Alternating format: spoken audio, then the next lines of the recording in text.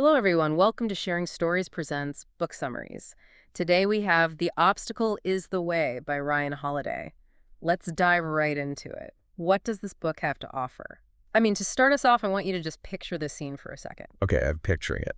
So imagine you're standing outside, it's freezing cold, and you are just watching your entire life's work, like this massive factory just burned to the ground. Oh, man. Yeah, a huge chemical fire. It's filled with priceless prototypes, years and years of research. All of it is just going up in flames. That's completely devastating. Right. And you are 67 years old when this happens. And you know the insurance isn't even going to cover a fraction of the damage. Oh, wow. So it's a total loss. Yeah. Most people would just, fall to their knees and give up. Exactly. But this actually happened to Thomas Edison. And watching his empire basically turn to ash, he turns to his 24-year-old son and he says, "Go get your mother and all her friends. They will never see a fire like this again." That is just wild. Right. That single staggering moment of clarity is basically the beating heart of the text we're unpacking in this deep dive today. Yeah, and it's a phenomenal starting point, because it just completely shatters our fundamental assumption about how we're supposed to react to catastrophe. Yeah. Because we're looking at Ryan Holiday's translation of Stoicism today. Yeah. Which is, this 2,000-year-old philosophy. Right, like Marcus Aurelius and all those guys. Exactly. But Holiday, he's in some academic in an ivory tower. He's actually a strategist. Oh. But he dropped out of college at 19 to apprentice under Robert Greene. The author of the 48 Laws of Power, right? Yeah, exactly. And he was the director of marketing for American Apparel during, their most notoriously chaotic years. So he has this really pragmatic background. Right. Bring your book to life with AI. Plotsformovies.com helps you create movie-like trailers for your book, allowing filmmakers to visualize your story just the way you imagined it while writing. Enhance the storytelling experience to a whole new level with realistic characters, immersive voiceovers, and cinematic sound effects. No more boring stock images or generic clips. Captivate your audience, spark curiosity, make readers and filmmakers eager to explore more. Plotsformovies.com, where your story becomes cinema. Tim Ferriss actually described him as part Machiavelli, part Ogilvy. Yes, blending that ruthless strategic pragmatism with just this brilliant understanding of human perception. Which brings us to the core mission of this deep dive, because normally, we treat difficulties as these terrible interruptions. Like we view obstacles like a traffic jam on the highway of life. Oh, that's a good way to put it. Yeah, we think the traffic jam is keeping us from our destination. But this book flips that entire paradigm and says, the traffic jam is the destination. Right. The obstacle itself is the thing that forges the skills you need. Exactly. So today we're breaking down Holiday's three-part framework. It's perception, action, and will. Right. And we're going to see how this playbook, which has been used by everyone from Alexander the Great to Steve Jobs, can help, anyone turn their career setbacks or financial stress into actual stepping stones. Yeah, and that transformation, it really has to start with how we look at the problem, which brings us to the first discipline. Right, perception. Exactly. Perception or the mind. And the core concept here is this really vital distinction between an objective event and our subjective interpretation of that event. Okay, so the difference between what actually happened and the story we tell ourselves about what happened. You nailed it. Because when something goes wrong, human beings immediately generate this emotional narrative, Oh, right. But the raw facts and the story are two entirely different things. Let's apply that to a modern scenario, right? Say a startup founder just lost their lead investor. Oh, high stakes. Yeah. Right. So the objective event is simply a withdrawal of funds. The money is just gone. Just a change in the bank account balance. Exactly. But the interpretation is usually this catastrophic internal monologue. Like, my company is dead. I'm a massive failure. My career in Silicon Valley is over. Yes. And that narrative is exactly what paralyzes us. Holiday argues that the obstacle itself is rarely what defeats us. It's the immense suffocating baggage we attach to it. Through our perception of it. Exactly. Stoicism is really the practice of creating distance between the raw event and your reaction. Yeah. Let's look back at Edison. Right, the fire. Yeah. When his factory burned down, the objective fact was that his buildings were gone. He couldn't unburn them. No matter how upset he got. Right. But he realized that panic and anger, that was all an optional interpretation. He actually told a reporter the next day that the fire prevented him from being afflicted with ennui. Wow. Yeah, he saw it as an opportunity to clear out the old rubbish and just start fresh. It's almost like walking around wearing red-tinted glasses. You know, if you have them on, every single thing you look at seems like it's on fire. It's a great analogy. It looks like a 5-alarm emergency. But okay, I have to push back here a little bit. Sure, go ahead. Because this sounds incredibly difficult in practice. I mean, isn't it deeply wired into human nature to be upset when we lose something important? Oh, absolutely. So how do we stop adding suffering to a difficulty without just slipping into denial? Like just pretending the pain doesn't exist? We aren't emotionless robots, you know? No, and Holiday is extremely careful to clarify that this is not about ignoring pain. Reframing a disaster is not the same as pretending it didn't hurt. Okay. The bad event can be genuinely devastating. But the Stoic demand is that you refuse to let your emotional reactions, like the fear or the bruised ego, eliminate your ability to think clearly. You experience the emotion, but you don't let it drive the car. Perfectly said, yes. So you stop catastrophizing by shifting the internal dialogue away from the victim mindset, you know, asking, why is this happening to me? Just traps you in the past. Right. You have to force the transition to asking, what exactly is happening and what is actually within my control right now? Stripping away all that extra drama. Exactly. You look at the mechanics of the situation. You might not control the economy crashing or the investor pulling out, but you possess absolute control over the meaning you assign to that event. And the response you formulate, like Edison going to work the very next morning and borrowing money to rebuild. Yes. But, getting your mindset right and stopping the emotional bleeding, that's only level 1. Right, because clearing your perception doesn't actually remove the obstacle.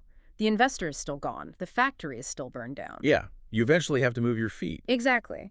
So how does Stoicism handle the mechanics of actually solving the problem once you're looking at it clearly? Well, this is where we move into the second discipline, action, or the body. Okay. Because even with clear perception, difficult situations frequently induce paralysis. We stare at the sheer magnitude of the problem, and we freeze. Because we don't know how to solve the entire thing all at once. Right.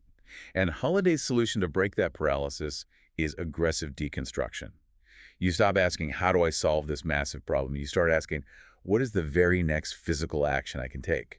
So you shrink the scope. Exactly. Instead of trying to leap over the mountain, you just look for the next handhold. Yes.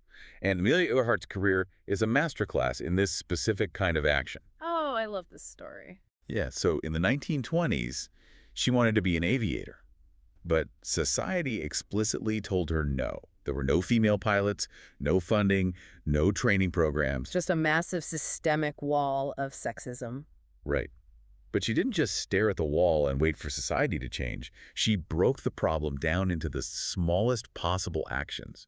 She took a job as a social worker. She drove a delivery truck. Just to scrape together enough money for flying lessons. Exactly. Whatever she could do. And when she finally got an opportunity, it was actually highly insulting, wasn't it? Extremely insulting. She was offered the chance to be the first woman to cross the Atlantic, but the conditions were absurd. She wouldn't even be allowed to fly the plane, right? No. 2 men would pilot it, and they'd receive all the financial rewards. She was essentially just going to be highly publicized cargo. Wow.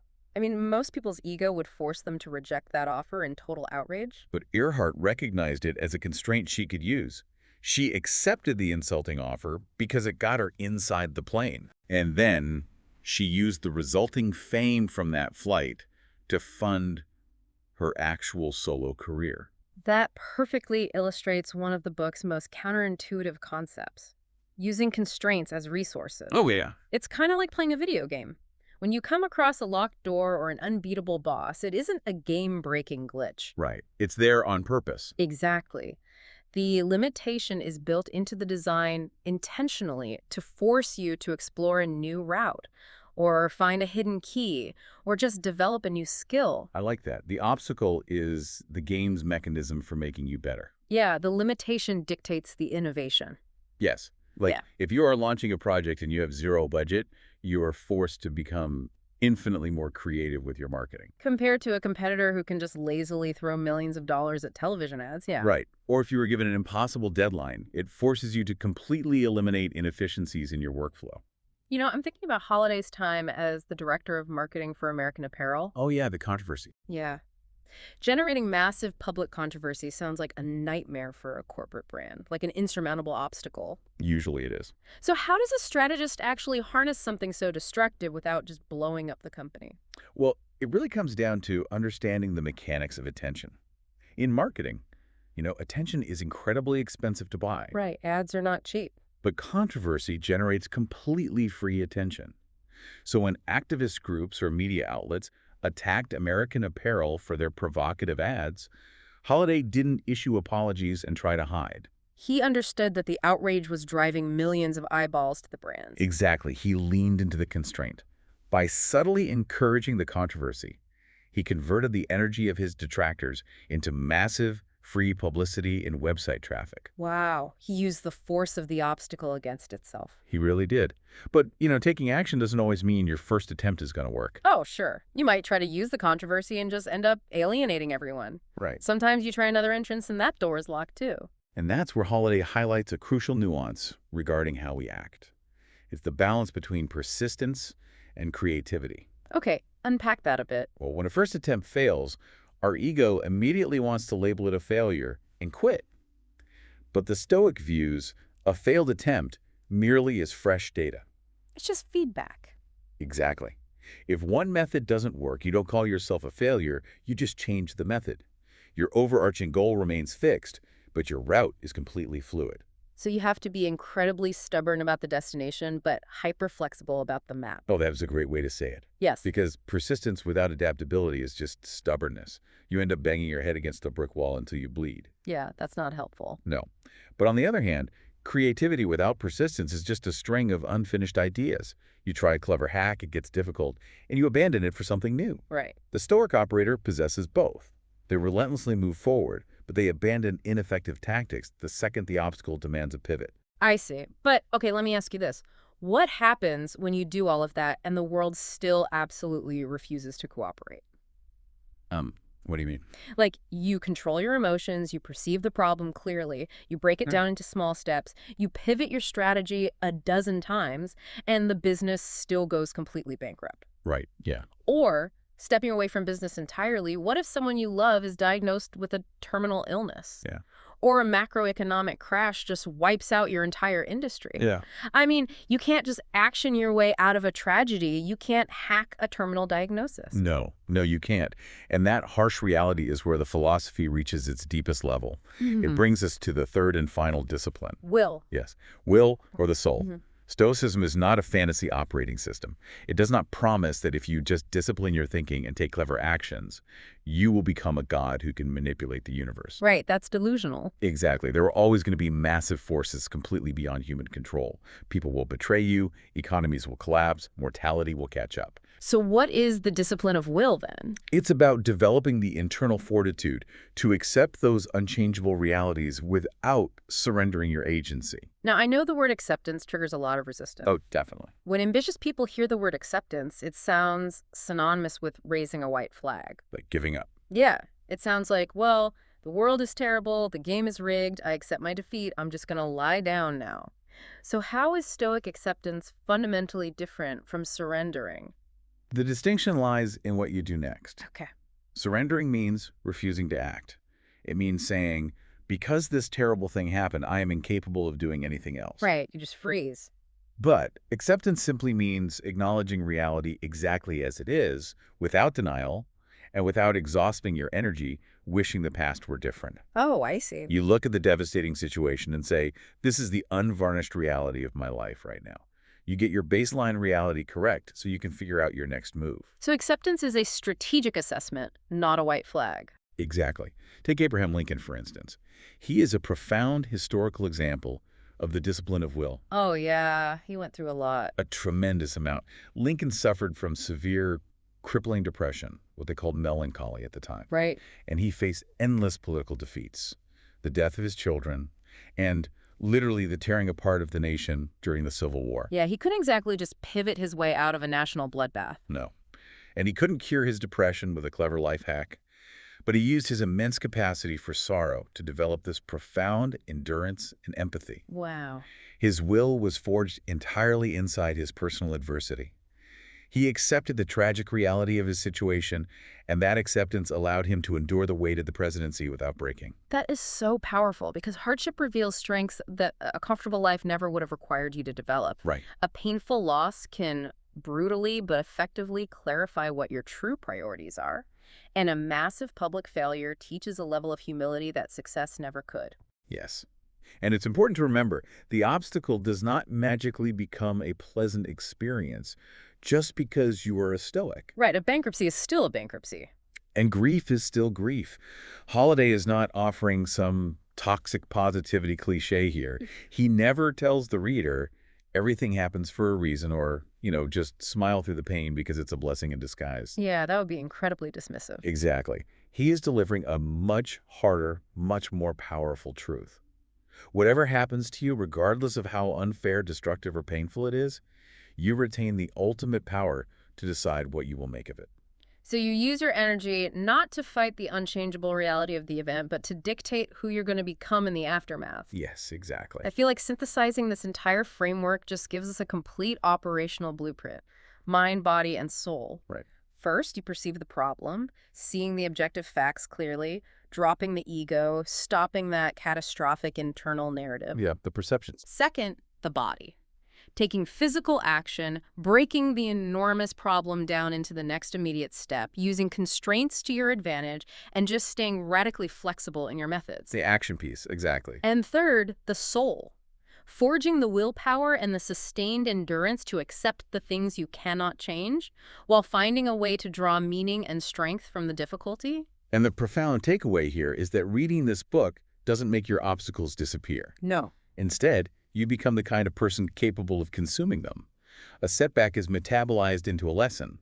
A failure is metabolized into feedback. A crisis becomes the exact test of character you needed to reach the next level. Exactly. Stephen Pressfield actually summarized Holiday's framework perfectly in his review of the book when he said, "It's simple, it's just not easy." Simple but not easy. Yeah. Yeah, it requires constant active practice. Definitely. And it's really critical for anyone listening to realize that this isn't just a history lesson about Thomas Edison or Amelia Earhart or Abraham Lincoln. But not at all. This is a highly practical user's manual for everyday life. You don't need to be inventing the light bulb or leading a nation through a civil war to use this technology. You can use it today. Yeah, you can apply it this afternoon to whatever blockage you are currently facing. Mm-hmm. Whether you are dealing with a micromanaging boss, a sudden financial squeeze, or a creative project that has just completely stalled out. Right. You don't have to wait for the circumstances to magically improve before you make progress. You start exactly where you are. We at sharingstoriespodcast bring you insightful book summaries. This content is supported by plotsformovies.com, an AI-enabled book trailer platform where you can watch 1-minute trailers of books to understand them better before you buy them. Subscribe, support the channel, buy the book through the link in the description, and comment with the book you want us to discuss in the next podcast. As we wrap up, I want to leave you with one final thing to mull over. If the biggest obstacle currently standing in your way was specifically placed there not to stop you, but to teach you the exact skill you are lacking for your next stage of growth, what is it trying to teach you right now?